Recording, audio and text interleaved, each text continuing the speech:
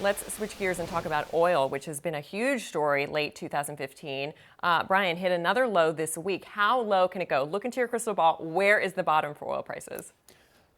It could go lower. Oh, come on. How low? My prediction is volatility, really. Yeah. I mean, there's... But some are saying 25. Do you think that's sort of like... Some are saying 20. Some are saying 20, exactly. Yeah, I mean, people are throwing out numbers. No one really knows. I mean,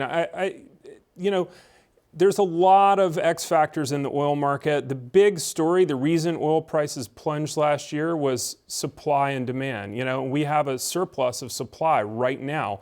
Stockpiles have continued to go up, and that hasn't eased off. Production in the U.S. remains very, very high. You know, it's surged in the last few years because of the shale revolution, and the pain hasn't caught up and slowed down production as much as people thought.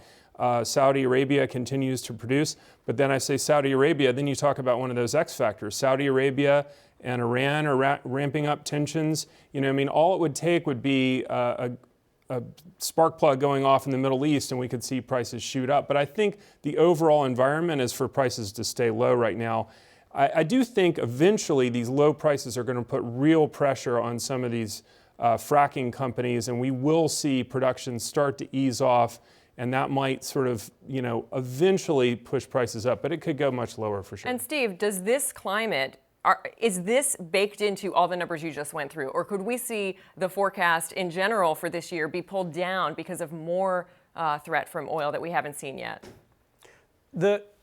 Generally, it should be good for the economy, right? The lower oil prices should be good for the economy. It's been good generally for U.S. consumers. But it's so many jobs and so many companies are impacted. The oil industry is such a huge part of the economy. But you think net, it comes out, the consumer net, I think it comes out better off. I mean, the worst case is that we have what Brian's just suggesting, that we have a slow growth world economy and we have a shock to the oil prices. Right. If we have the slow growth world economy and oil prices remain low, that should actually be kind of pretty good. Right.